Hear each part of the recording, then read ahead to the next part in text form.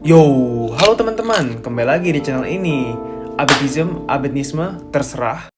Satu orang lagi tokoh di series ini jatuh. Gila ya, ada aja kematian di setiap episode. Hal-hal tak terduga menimpa karakter yang tak terduga juga. Apakah kematian Creed akan membuat Jude melakukan sesuatu juga? So, kalau begitu ayo kita langsung masuk ke cerita. Jenderal Sakda dan wakilnya Tera bertemu Cut yang melabrak mereka di lobi kantor. Sebelum meninggal, Creed bercerita soal Anupong si pembunuh anak Pak Menteri. Tapi Sakda bersikap cuek dan menganggap masalah ini sudah selesai.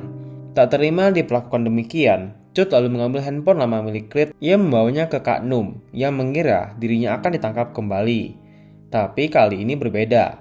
Cut meminta Num untuk membongkar data-data di handphone Creed yang baru saja meninggal. Dari sinilah didapatkan bukti pula kalau memang Anupong si pembunuh Ploy berkeliaran bebas di luar sana. Ia pun kemudian menuju kantor Sakda melabrak kepala kepolisian itu. Sakda tak dapat berkata-kata. Menurut Cut, Anupong pasti cuma kambing hitam karena Creed juga mau berbicara tentang siapa yang membunuh papanya, ucap Cut lagi. Sakda pun tampak kesal dengan perlakuan Cut yang semena-mena. Ia mengatakan kalau papa Cut, Jenderal Wichen, pastinya malu sebab punya anak sepertinya yang kurang ajar itu. Lalu dengan emosian, Cut pun memberikan peringatan kepada Sakda. Beruntungnya petugas lain datang, dan saat itu juga Cut mengundurkan diri sebagai polisi. Malam harinya Cut datang ke lokasi toko itu, tapi ia tetap tak bisa melihatnya. Dan di layar ponselnya, Bel masih terus-menerus menghubungi Cut yang tentu saja dicuekin. Besoknya, Prang tak sengaja bertemu dengan Bu Kim. Mereka lalu berbincang. Bu Kim mengatakan kalau Spasit bukanlah orang baik. Singkat cerita, Bu Kim menduga Ploy pasti mendapatkan hadiah dan ia juga sudah tahu dari siapa. Yang mungkin saja diuntungkan dari kasus kematian Ploy. Mungkin papanya sendiri. Itulah tebakan Prang yang dibenarkan saja oleh Bu Kim. Prang agak emosi dan mau membalaskan dendam sahabatnya, tapi Bu Kim menahannya supaya harus memikirkan keluarga mereka sendiri terlebih dahulu. Jangan mengambil tindakan bodoh. Kejadian tadi membuat Prang galau. Ia sudah bingung harus berbuat apa. Sepulangnya ke rumah, ada pemandangan Cut mengemis meminta bantuan kepada Kak Num untuknya bisa melihat toko itu. Namun Num melarangnya dan jangan pernah percaya ke toko itu. Melihat Prang dari jauh, Cut pun mengajaknya berbicara. Prang menjelaskan akar kebencianlah yang bisa memperlihatkan toko itu kepada kita. Bel di tempat kerjanya masih berusaha untuk menghubungi Cut, tapi sayangnya pertengkaran antar mereka masih belum berakhir. Cut diam-diam memasuki kediaman Bu Kim demi mencari petunjuk, tapi langsung dikejutkan dengan kehadiran guru itu secara mendadak. Semua bukti dan misteri pun mulai terungkap tentang Bu Kim yang dikeluarkan dari penjara dengan alasan negosiasi memberikan nama-nama anggota organisasi anti pemerintah, The Judge. Cut kemudian diam-diam melabrak Sakda di kantor kepolisian dengan menodongkan pistol. Berdasarkan semua yang sudah didapatnya, kini sudah terbukti. Tapi Sakda tak mau mengakui kesalahannya. Kematian Papa Cut akhirnya dikatakan Sakda memang benar karena tokoh itu. Ia mengatakan pembunuh Papa Cut kebal terhadap hukum. Ya siapa lagi? Pastinya dirinya kan. Dan si Tera. Pastilah akan susah bagi Cut untuk menangkapnya. Terlebih dirinya adalah atasannya sendiri. Selain itu, Jenderal Wichen atau Papa Cut bukan seperti yang Cut banggakan. Sakda pun menceritakan masa lalu mereka berdua. Kala itu mereka memimpin dinas kepolisian tempat ini bersama. Dirinya dan Wichen ternyata dulu seringkali korupsi bersama. Sampai di suatu titik mereka berdua bertengkar. Sebab Wichen yang serakah mau mengambil jatah korupsi lebih banyak. Dan ketika mereka bertengkar, Sakda nyaris meminum racun yang diam-diam Wichen berikan dari toko hadiah misteri itu. Syukurnya Sakda berhasil menghindarinya. Cut lalu melumpuhkan orang tua angkuh itu dan membuatnya pingsan, lalu pergi. Ia pergi ke toko hadiah misteri untuk orang yang Anda benci dan emosi, sebab sampai sekarang ia belum bisa melihat toko hadiah itu untuk orang yang Anda benci. Berlamun dalam kekecewaan, tiba-tiba saja toko itu pun tak lama muncul dengan sendirinya.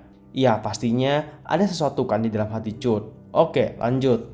Mr. B menyambut Cut dengan ramah, sangat berbeda dengan Cut yang sudah masuk ditemani emosi. Yap, benar saja, ia bisa melihat toko itu, sebab memiliki rasa kebencian. Ya, kita belum tahu sama siapa.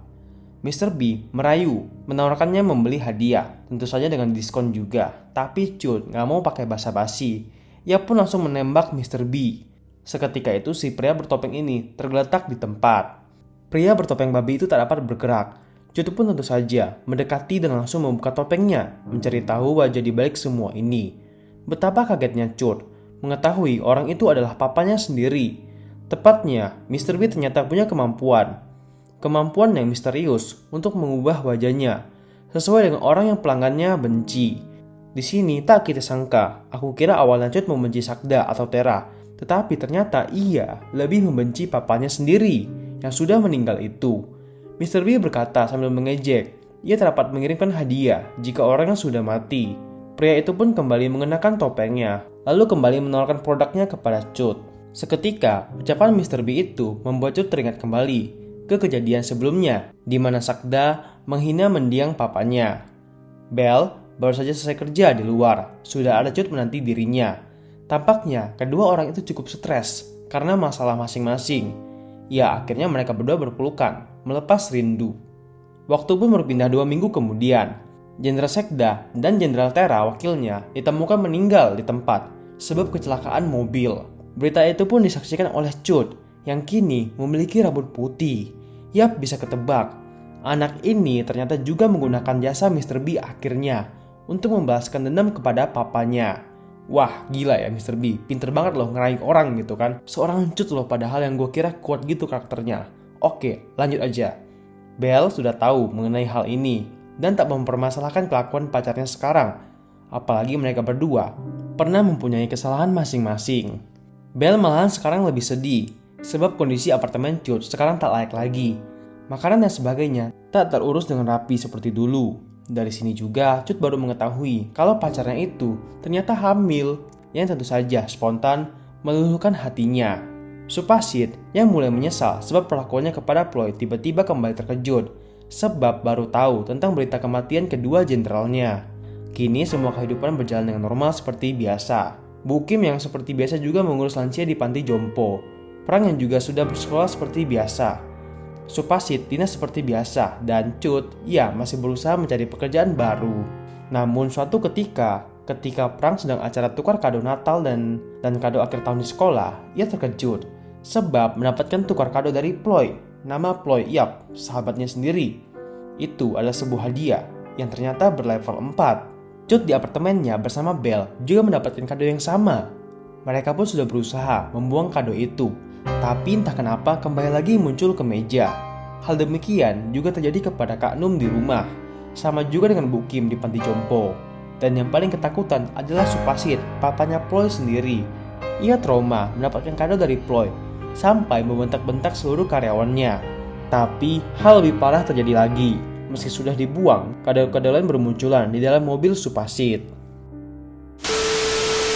Tak lama dari itu, Bu Kim pun langsung menemui Mr. B, bertanya apa maksud semua ini.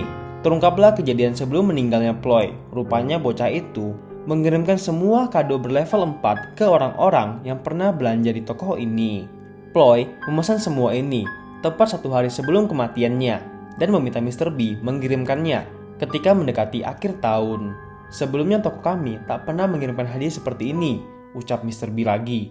Apakah Anda tak penasaran dengan kado Ploy? Ucap Mr. B. Anda tak bisa lari dari hadiah ini, meski dibuang akan datang terus-menerus dan baru akan hilang kalau sudah dibuka. Ini adalah hadiah Natal, sekaligus hadiah tahun baru dari Ploy untuk kalian semua. Karena tak tahu harus berbuat apa, perlahan-lahan Bu Kim pun membuka hadiah itu. Begitu juga dengan teman-teman lain di luar sana. Ploy berkata, ia merasa adanya kebencian di semua orang yang masuk ke toko ini. Jadi menurut Ploy, mereka yang seringkali memakai jasa toko ini juga harus tahu rasanya dibenci. Aku mau menghentikan mereka semua membenci orang lain. Tak kita sangka, isi hadiah kado level 4 Ploy adalah sebuah surat bertuliskan kebencian. Mr. B pun tertawa mendengar niat Ploy. Kebencian tak mungkin hilang dari dunia ini, ucapnya. Mereka yang mendapat kado dari Ploy mulai bersedih, menyesalkan perbuatannya masing-masing. Bel menyesalkan perbuatannya yang tak sengaja membunuh atasan hanya karena emosi semata. Juga dengan Cut yang menyesal, sudah terlalu seringkali emosian juga, terlebih-lebih Papa Ploy. Ia merenungi perbuatannya kepada Ploy. Sejak aku masuk ke toko itu, kehidupan serasa seperti neraka. Sebab satu kata ini, kebencian. Hidup terlalu pendek untuk membenci seseorang, balas Kak Num pada adiknya itu. Mereka pun akhirnya berdamai dengan kesalahan di masa lalu dan mau berusaha bangkit lagi, sama halnya dengan Cut dan Belle. Bu Kim juga menyesalkan perbuatannya dan melewati toko hadiah misteri itu bersama lansia lainnya. Mereka cuma berjalan saja. Tahun baru pun sudah berganti, itu baru juga berganti. Mereka semua harus terus melangkah maju. Sedangkan Supasit yang hidupnya penuh penyesalan akhirnya memutuskan untuk bunuh diri. Mr. B di tokonya berbahagia menari-nari. Dan baru saja beberapa saat, tiba-tiba datanglah pelanggan baru bernama Nong, seorang bocah kecil. Ya, bocah kecil ini datang untuk membeli hadiah. Mr. B pun tertawa, merasa menang. Kebencian tak akan hilang di dunia ini, ucapnya. Sekaligus menjadi penutup series A Gift for Someone You Hate dan Thank You. Oke, udah habis ya teman-teman. So, gimana kalau menurut kalian? Silahkan komen di bawah, oke? Aku Albert, undur diri dan makasih.